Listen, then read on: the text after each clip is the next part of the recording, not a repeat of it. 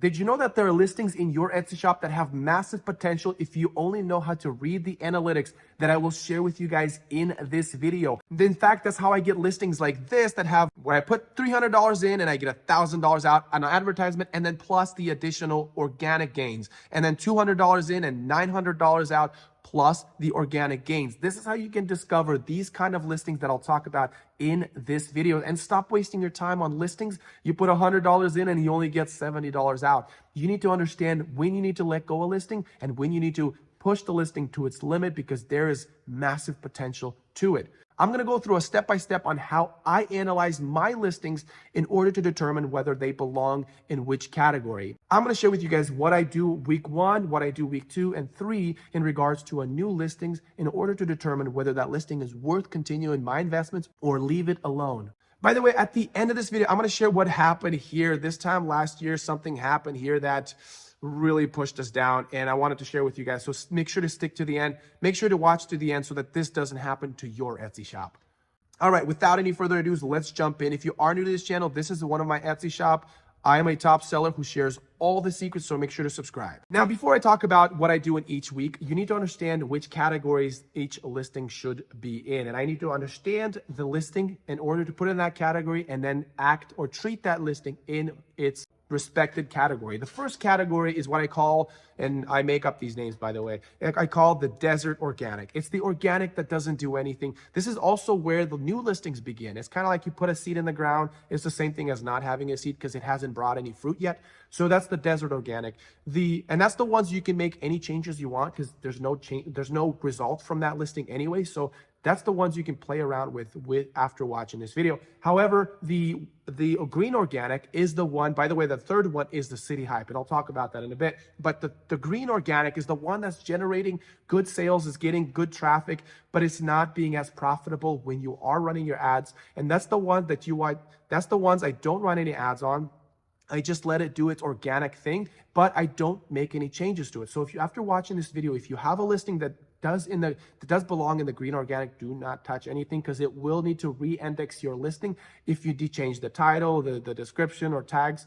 Don't touch those. Those are the ones, just leave them alone. Work on the listings that don't have any traction. So the desert organic. Now, the city hype is the ones that are beyond the regular search. They're the ones that are just shooting through the roof, and they're the ones that are exciting to the customers. They have a high favorite to visit ratio, and I'll talk about that in a little bit. It's not organic, it's not advertised, it's Etsy thinking that is the best thing ever, and that's where you get this really hyped, putting you to as much high traffic as possible. You want to find those you want to find those products. However, I build a lot of my business, the majority of my business, on the green SEO, the green organic. So because then that gives you stability. But I'll show you which metrics you need to look at in order to say, if you achieve this, you don't have to go up higher. You can just find more products like that and keep stacking it so you have consistency in your business. By the way, you can do this with advertisement and with organic. However, when you're going to do it with organic, your time frame is going to be much longer than 1 to 3 weeks. You might have to do 1 to 3 months. But for when you're advertising, my time frame is usually 1 to 3 weeks. So on the first week, what I like to do is when I'm marketing it, when I advertise it, I go on advertisement, I scroll down. And one thing, by the way, I'm going to block all of this side because I find people do the same product as I do when they watch these videos, which, you know, there are videos designated to me sharing what products you can do, but you know, I find it just one less competitor out there. But what I look at is these 3 numbers. Essentially, what is my conversion rate, or what is my click-through rate? At week 1, if my click-through rate, if this was 500 and I only got 1 click, there's something wrong with my thumbnail. If I already have store reviews and it's a decent store and I have a decent price and competitive with my other competitors, then I want to make sure that the click-through rate is at least the same, because they can only see if my reviews for this product exist or not after they clicked it. But if they're not even clicking on it, the thumbnail is wrong. Something's wrong with the thumbnail. And that's the one thing I look at week 1 is I check. And if this is 1 to 500 views, then I'm like, shoot, click-through rate is bad. Let's change the thumbnail. In fact, on this product, I'm already getting concerned. I might have to work on the thumbnail. I think it's too basic, and we're going to need to make some changes. But this is only day 3, which is completely normal, but still, I might change the thumbnail. Besides this, I don't look at anything. I wait till the full week is done until I start to look at other metrics. Let me show you a product that has to for week 1 already completed. So this is week 1 already completed. Look at this beaut. It's a 2% click-through rate.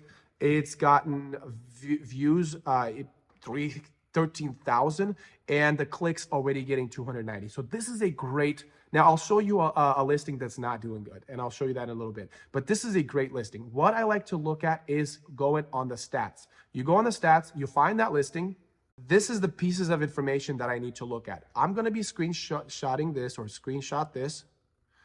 That's not even a word, actually, shotting. All right, and then I like to look at this graph, and I like what I'm seeing here. Normally, it goes up and down on the favor, but this one is actually getting momentum. This is the first thing I look at week 2 that's starting to get me excited, is this favor chart. This is the one we're going to be referring to a lot.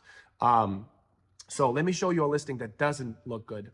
So this is a listing that doesn't do well. So it's only got 1 view, 1 shop, but this is the first thing, and it's showing me that the organic was really not doing anything. However, I'm not looking too much at this one, at this chart, but I will have to analyze it at week 2 or 3 and see what changed, if I'm getting any growth in the search section.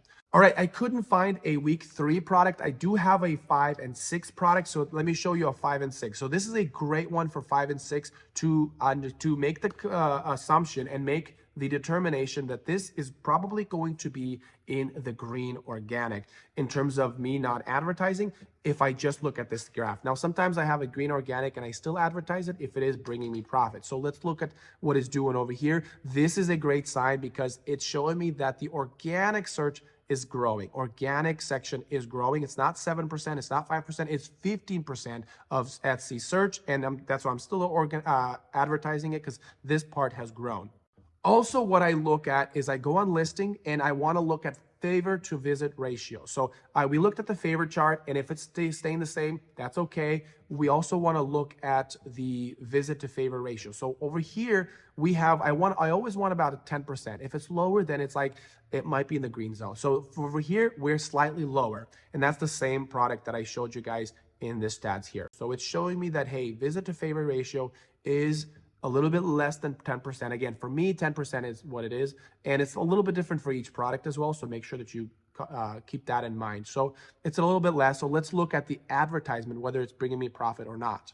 All right, so this is the advertisement for this product. So that right there is a good ratio. So what this tells me is like, yes, it's in the green zone, but it's still bringing me enough profit to where I'm going to advertise it. Okay, so that's a product that is like, hey, I'm going to leave it as is. It's not the most hyped thing, but it is a product that doesn't take me that much to make, and it looks like I'm making a profit. So the first 2 metrics that I looked at tells me that this product is reliable. The third metric just confirms that I will continue to advertise, because the ratio to how much money I'm spending and how much I'm making is pretty good. So, but let's go look at the product that's showing me really nice results, and a product that I might need to turn the advertisement off. Okay, so this is this one is something I'm actually going to turn off the advertisement. Though the visit to favor ratio is good, this is the statistics of that listing. That means the organic search is really not doing anything. The advertisement brings most of that in terms of where the money's coming from. Etsy app and other pages is being the majority of it. But again, I don't look at this section. I look at the ratio between these two, and it's not looking good. So let's take a look at the ads. In the ads for this one, yep, so $63 and $80 back, $88 back. If we look at the favor ratio, nothing's going to change. When I see this and nothing's going to change, that means the ratio of how much money I put in and how much money I get out is not going to bring me any more profit. So I'm going to just let it do its organic thing. I might change the price because that doesn't impact your SEO as far as search, as far as indexing, but I might work on the pricing. So this is the most important thing you need to understand.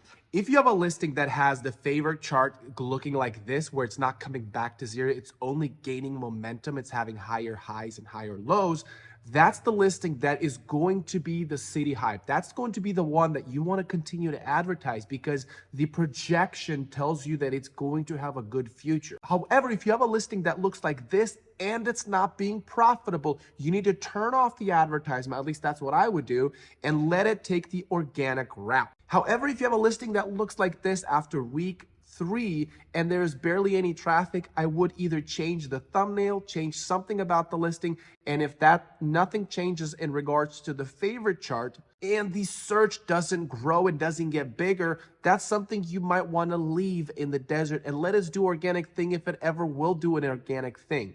All right, so what happened here? And I want to talk about this because it has something to do with the video and the point I'm making this video for. What happened is we started getting good favor. We got a good ratio. That's because we were ranking on the keywords baby onesies, and that is a trademark. Now, in the beginning, we were like, that's messed up. You know, they don't get to have that keyword. Yes, they do, because they've invested a lot of money so that we even know what that word is, so that belongs to them.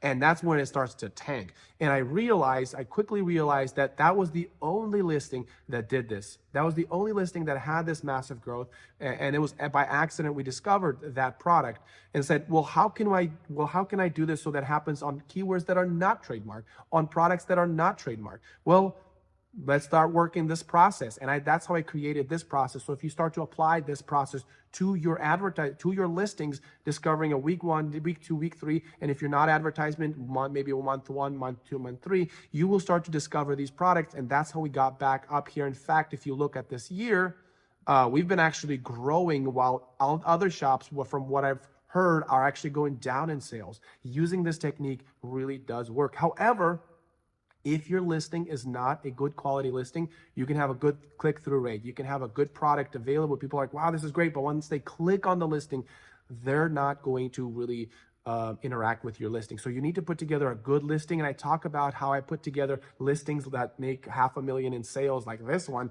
And I teach you guys exactly what I do, what you need to pay attention to when you are putting together a listing. So make sure to watch that to really get your Etsy game to a whole nother level.